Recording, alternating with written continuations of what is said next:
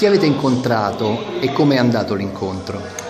Allora, adesso abbiamo incontrato, siamo andati alla Camera, abbiamo incontrato gli onorevoli Rubinato e tutta la maggioranza alla Camera, e poi abbiamo incontrato i senatori della maggioranza, quindi la senatrice Puppato, Santini, insomma il gruppo di maggioranza.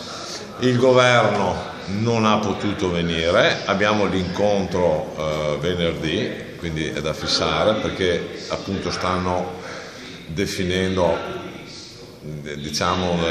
dei lavori.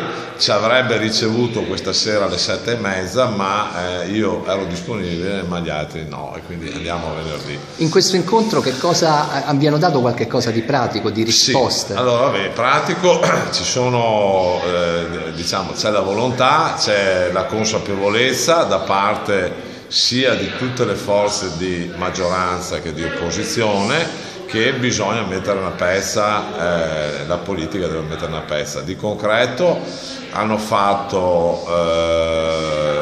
detto che praticamente è confermato che per quanto riguarda l'insinuazione del passivo partirà a novembre la scadenza, i 60 giorni. Questo cosa comporta? Che comunque si avrà più tempo per fare l'insinuazione, chi l'ha già fatto bene.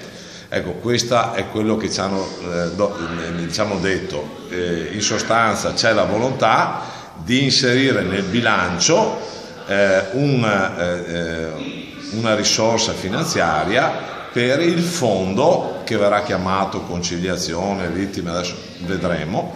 Quindi da parte sia di Camera che Senato c'è questa volontà. Quanti soldi potrebbero essere? Non si sa quanti possono essere. Dipende dalla finanziaria. È tutto, lo stanno decidendo oggi, quindi loro l'hanno detto, fra parentesi, non ci hanno dato importi.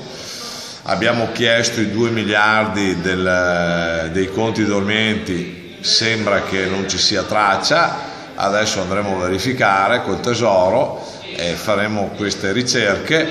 Certo, noi abbiamo dato dei tempi molto ristretti.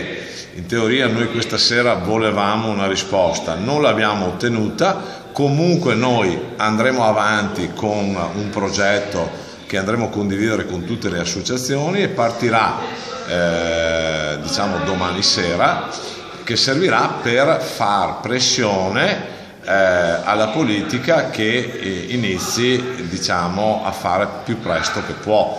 Se non riesce a farlo lo faremo noi e vedremo chi vince prima. Speriamo che vincano loro, perché per noi è molto più difficile e molto più costoso.